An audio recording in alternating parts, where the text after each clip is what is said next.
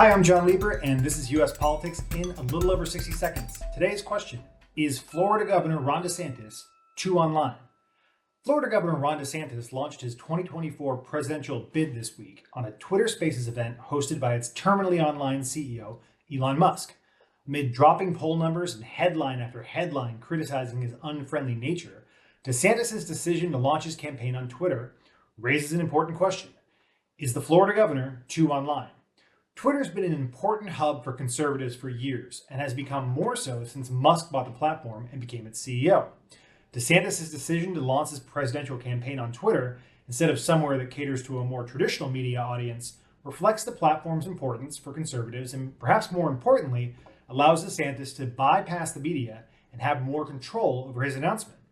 DeSantis, who last year was seen as the most credible challenger to former President Trump within the GOP, has been described as standoffish, socially awkward, and even rude by colleagues from his time in the House of Representatives and the Florida governor's mansion.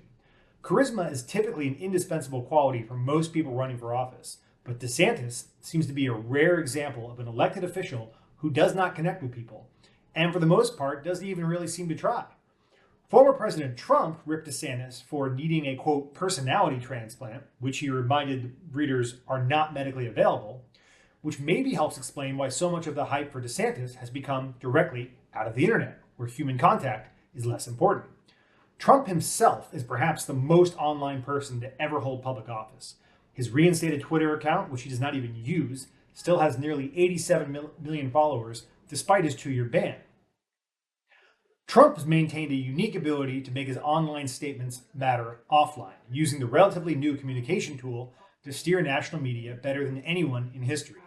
Even the limited reach of his Truth Social account with its 5 million followers can still drive news cycles and provide him a platform for fundraising that DeSantis and other politicians would kill for. This is a formidable challenge for DeSantis to overcome.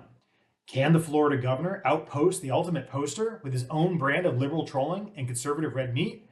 His 2 Twitter accounts, one personal, one governmental, have only a fraction of Trump's following.